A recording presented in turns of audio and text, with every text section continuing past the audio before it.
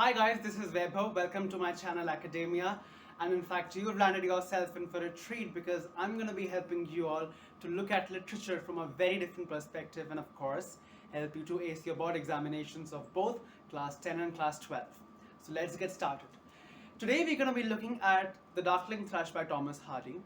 Now, by the way, this is just a video for the literary explanation and analysis of the poem. For the thematic explanation, for tips to write answers, for other things, the nitty-gritties that need to be taken care of, all that will be there in a distinct separate video, and the link for the same will be in the description box.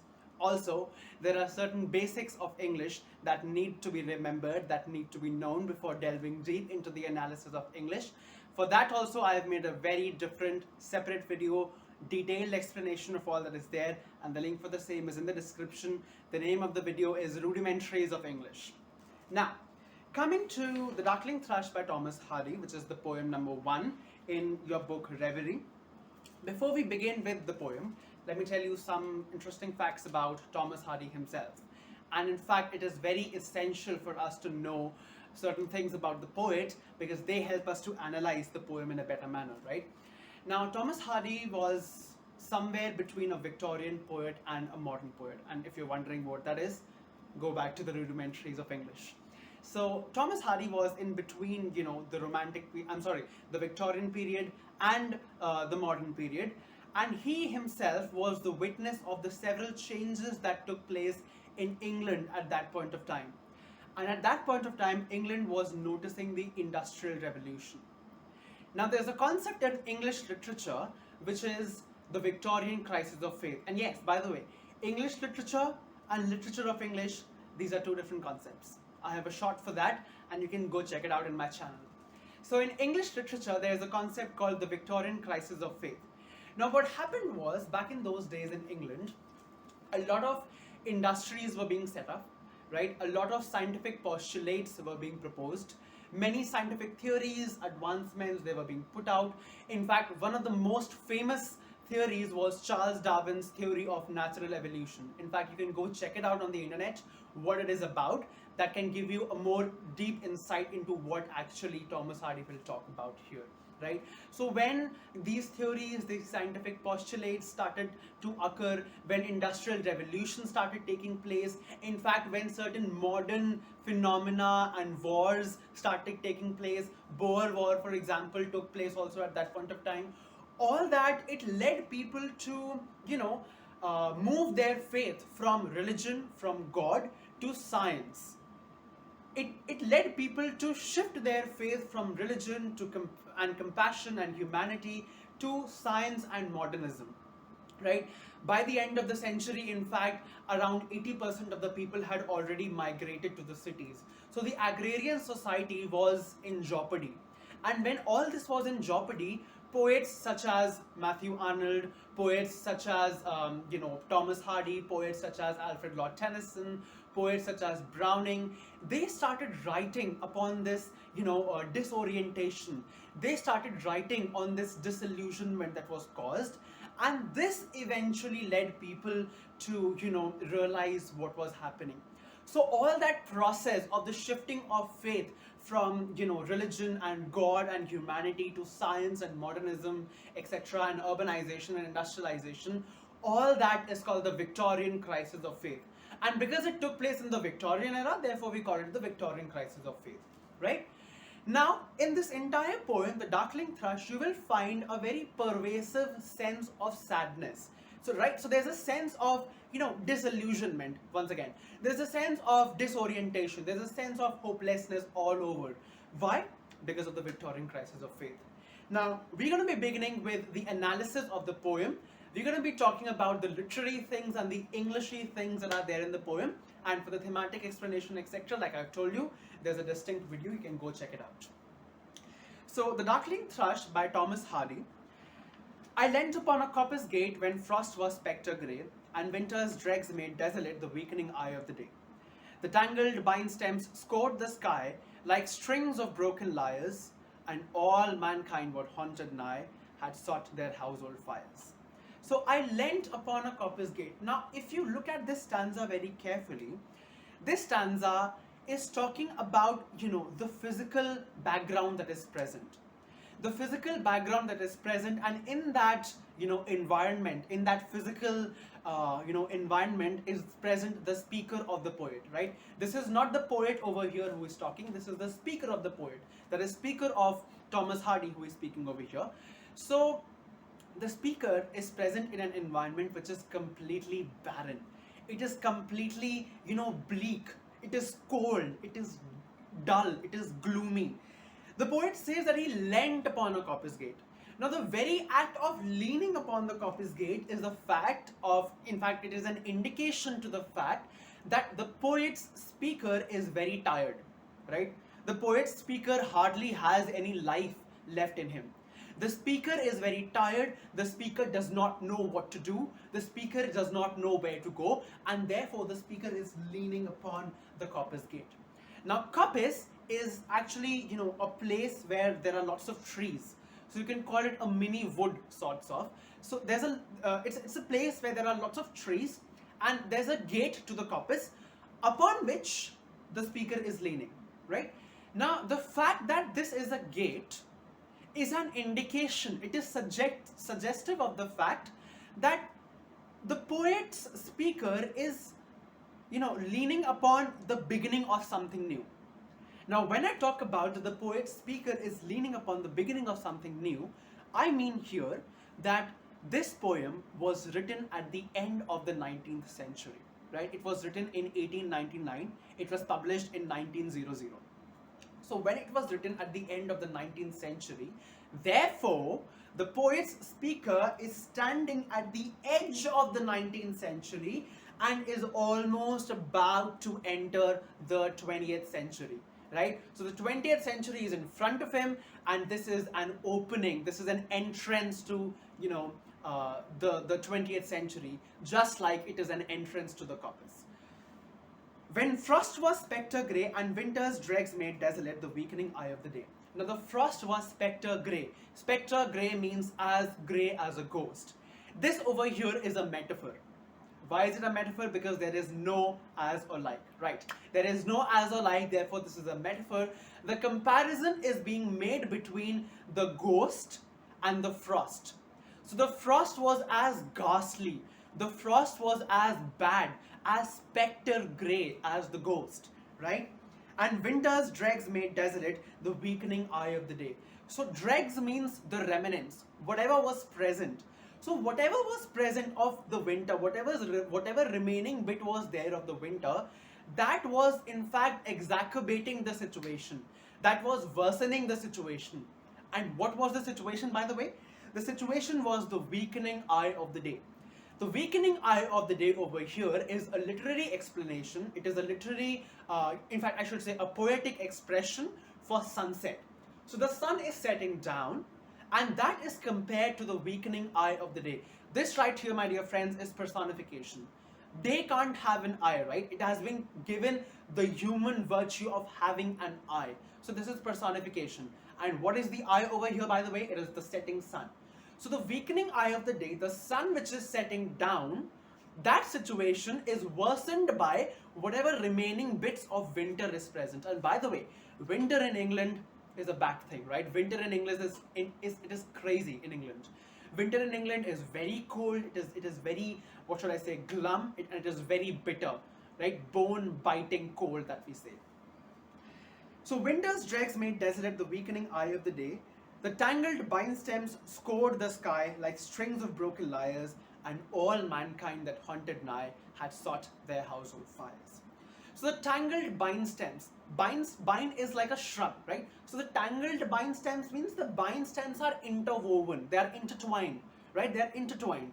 So these intertwined vine stems, they scored the sky, they were present, above the speaker's head in large numbers. So they scored the sky like strings of broken lyre. This line is my favorite. This is beautiful. Like strings of broken lyre. This right here, in fact, is a simile. Now, the vine stems, they are compared to the strings of a broken lyre. Lyre is a musical instrument, right? Lyre is a musical instrument, and when its strings are broken, what does it mean? It cannot produce any sort of a music. It cannot produce any rhythm. It cannot produce any melody. And because it cannot produce any melody, it cannot produce any rhythm, therefore, there is lack of harmony.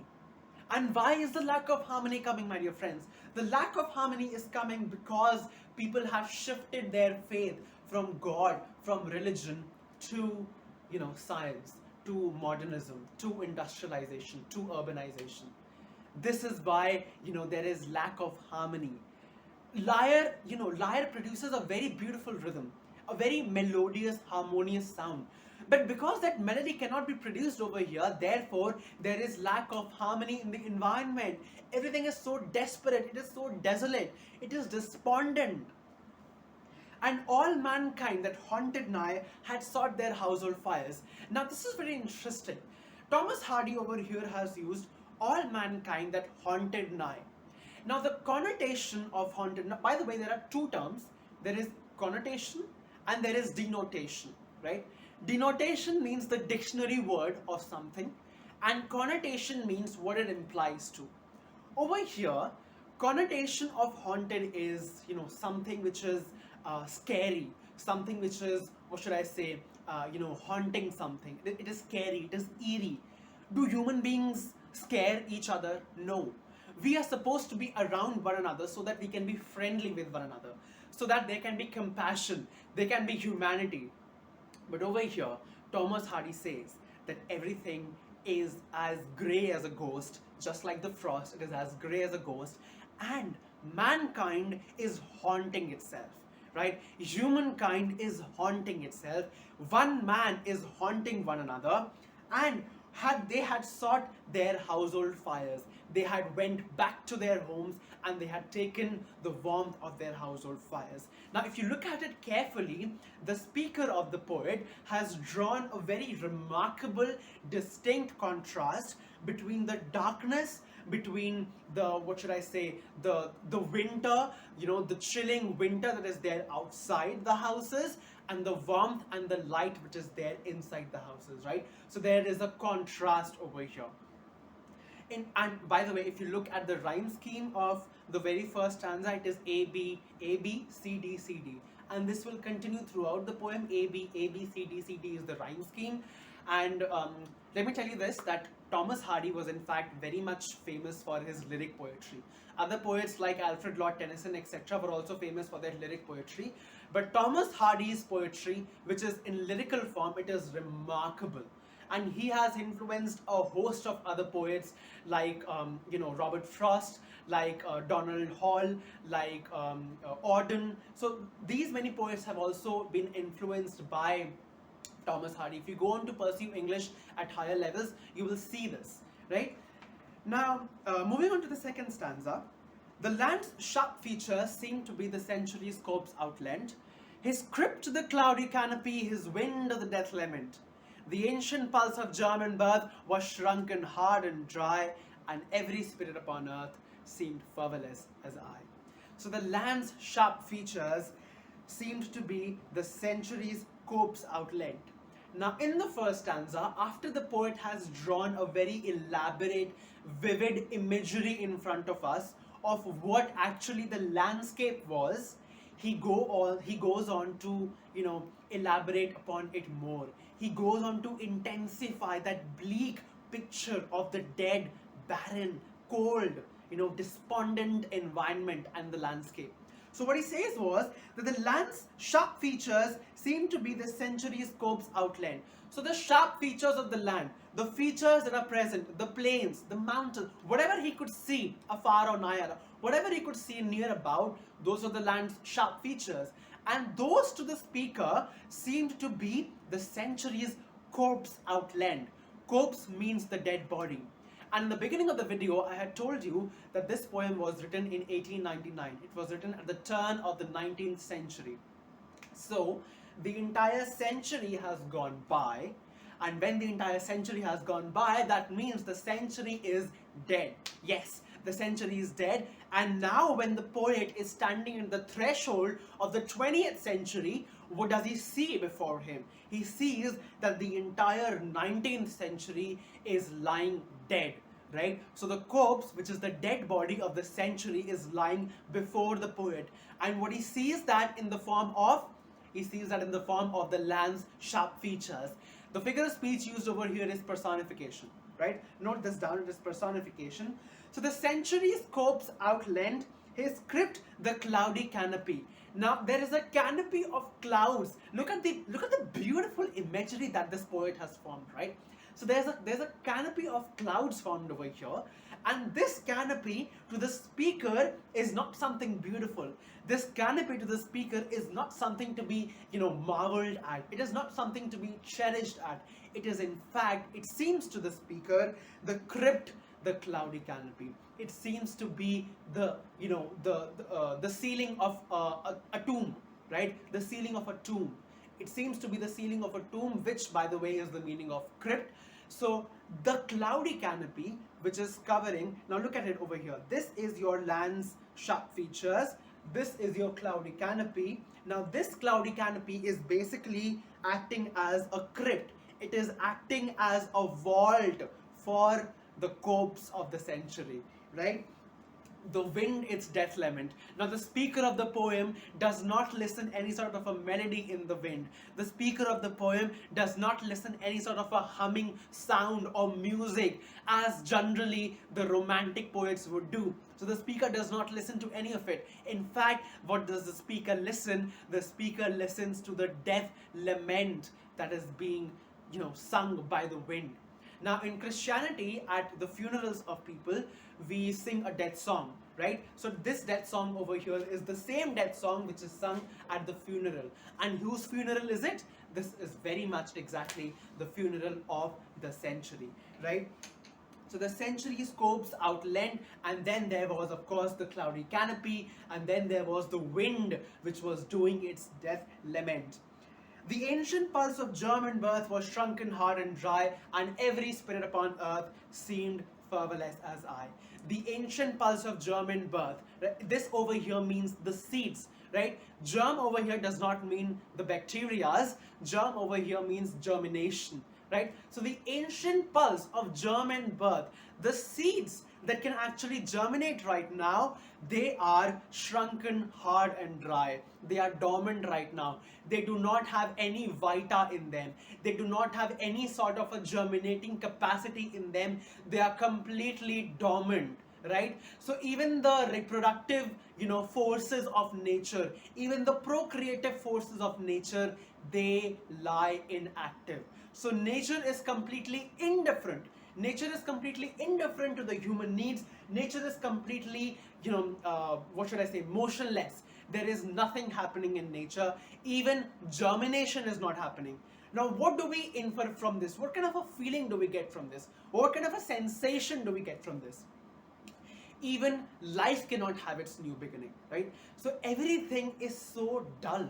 Everything is so gloomy. Everything is in such a dismay, in such a despair. It is so despondent that even new life, forget about animals, forget about, humans, even plants cannot have a new life of their own. Why? Because the ancient pulse of germ is shrunken, hard and dry. The seeds, they are rendered completely dormant, right? So even the nature is at a standstill. Germination cannot take place. And by the way, you can also take it in this way. When seeds germinate, warmth is there in them. There is absence of warmth, my dear friends, over here. When the seeds will not germinate, from where will the warmth come? And why is the warmth not there? Because there is, cold all around. It is bitter. It is despondent. And why is it despondent? Why is there so much of dismay? Why is there so much of disillusionment?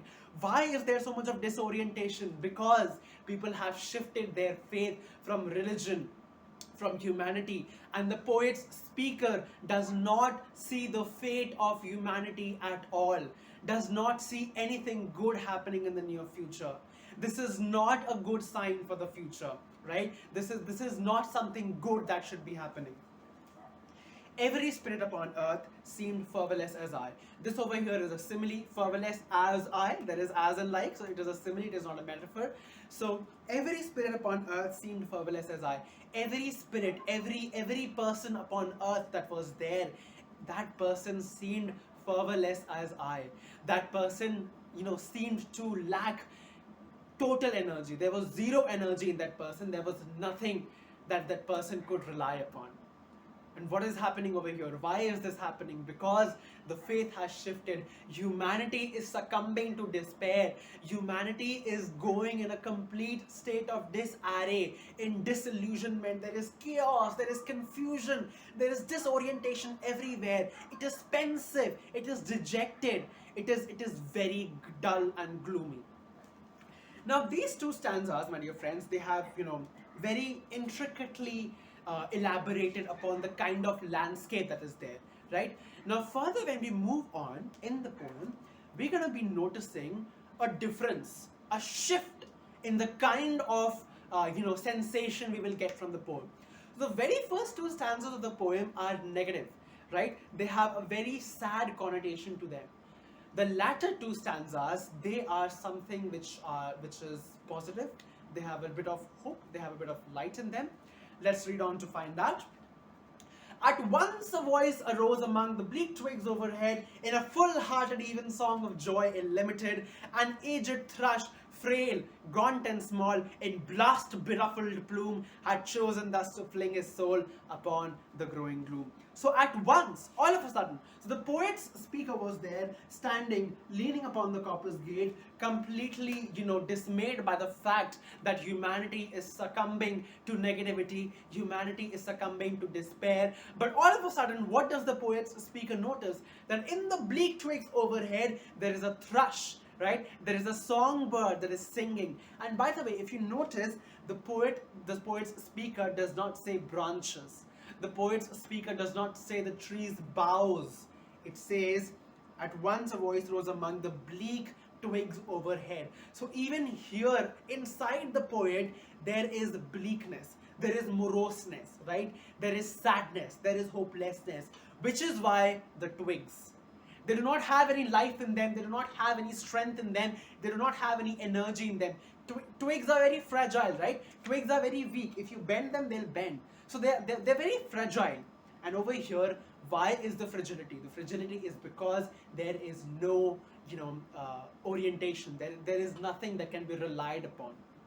And so at once there arose a voice in the bleak twigs overhead, in a full-hearted even song of joy illimited. And this was the even song of joy illimited. This thrush, by the way, means a songbird. So this thrush was singing in an even song. So an even song over here basically means the song of the evening, right? So the song, and why is it evening? Of course, because it is evening. The landscape is the setting sun, weakening eye of the day, winter's dregs, so it is evening, right? And which is why the bird, when it is singing in the evening, the poet's speaker says that it is an even song. So when the thrush sings the even song of joy illimited, which is suffused, which is saturated with joy, with hope, right? With melody, with joy, it is joy illimited. An aged thrush, frail, gaunt and small, in blast-beruffled plume, had chosen thus to fling his soul upon the growing gloom. So it was an aged thrush. This thrush, this songbird, it was very old and it was frail. That means it was weak. It was gaunt. Gaunt means it was dull, and it was small. It was a small bird.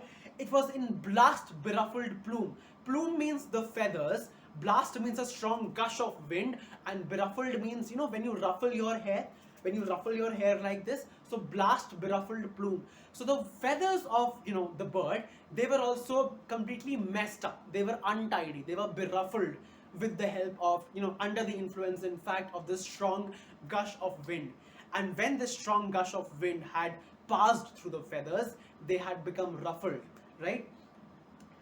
But this bird, although frail, although gaunt, although small, although aged, although in a blast-beruffled plume, had chosen thus to fling his soul upon the growing gloom. What was the choice of the bird over here?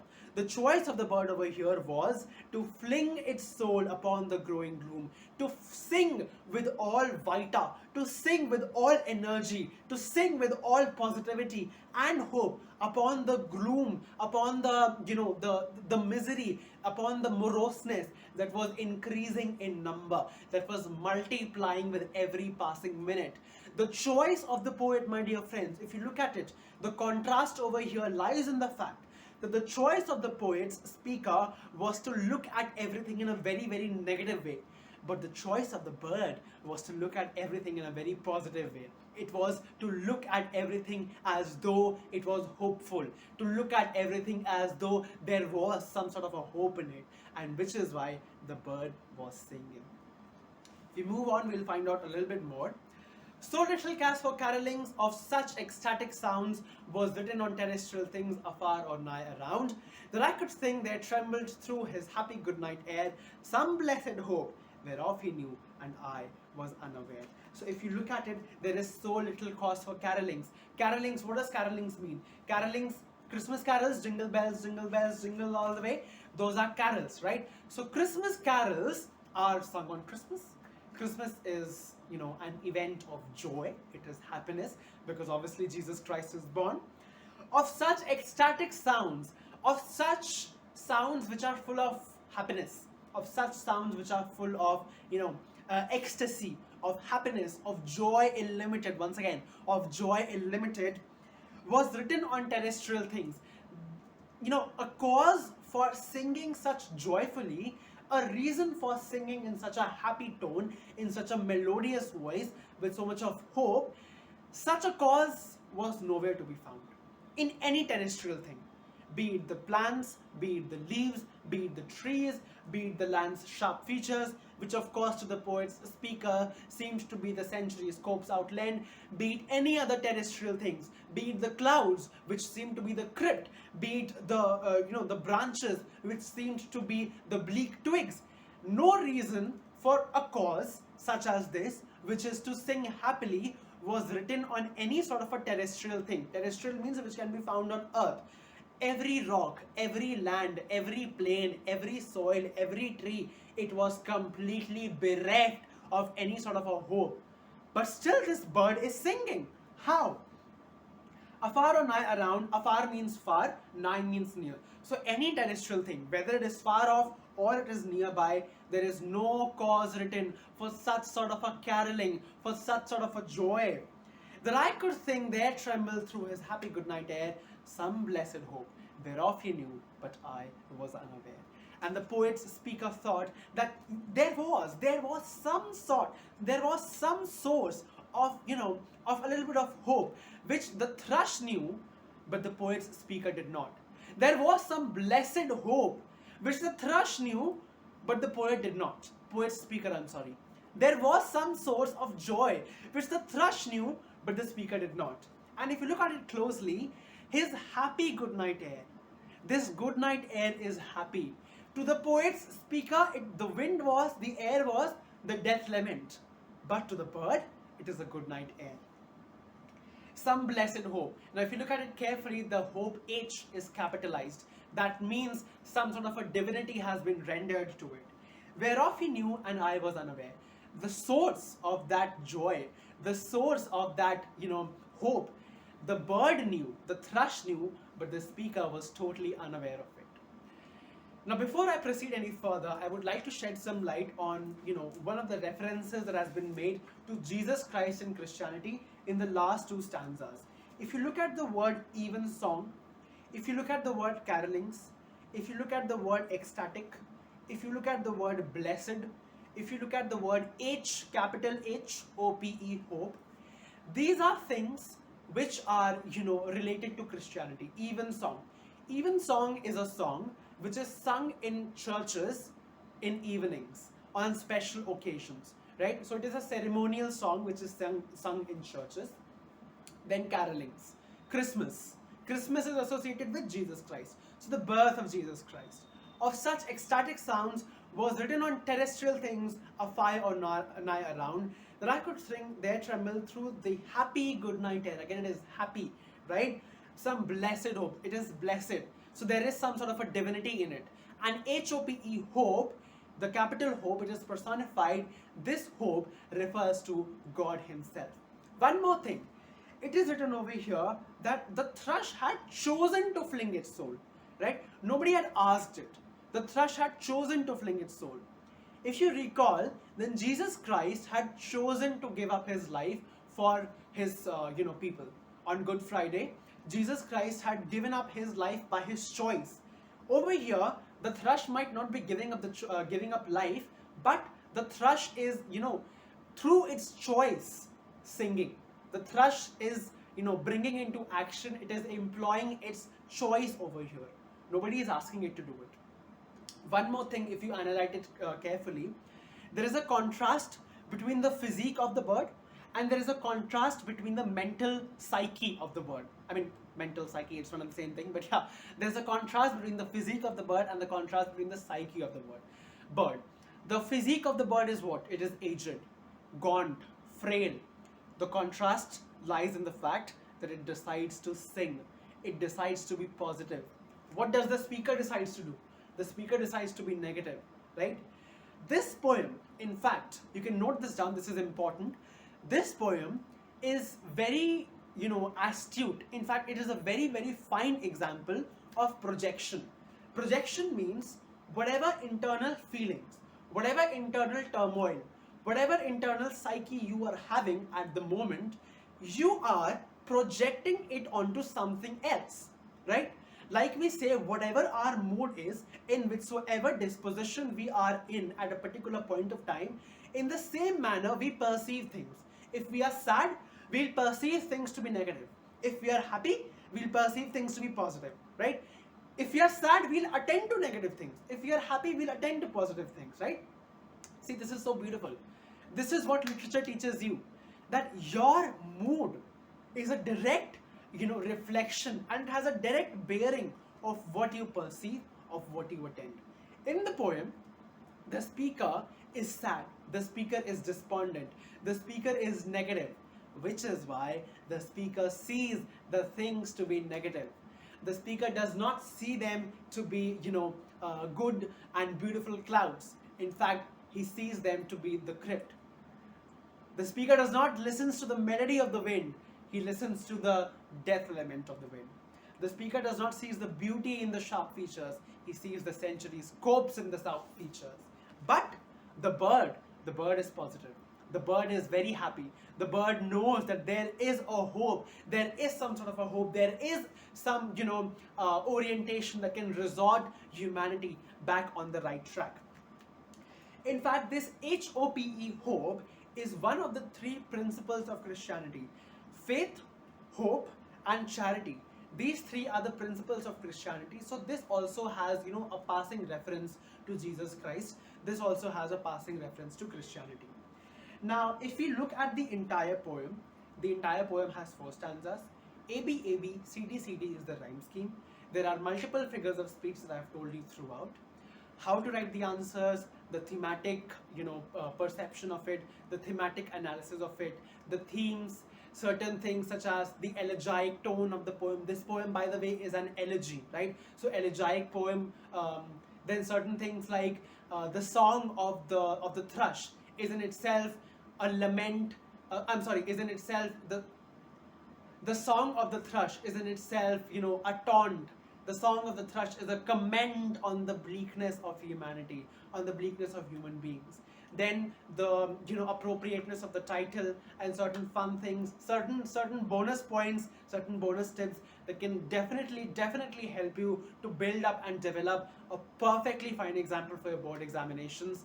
I will bring them up in the next video, so please stay tuned. The link of the video, if you are a viewer who is viewing this after some time, then the link of the video is in the description box. Over there you will find a lot of resources that can help you develop a very constructive answer. And I have taken all the resources from the pupils' performance analysis, which the council itself, by the way, publishes. There are various things that I've spoken to teachers, there are things that I've spoken to experts, and those I bring them to you in a very conciliated and compiled form for you in the next video. Thank you so much. This poem over here is done and dusted. The remaining part will be done and dusted in the next video. Thank you so much for watching. I'll see you next time. Goodbye.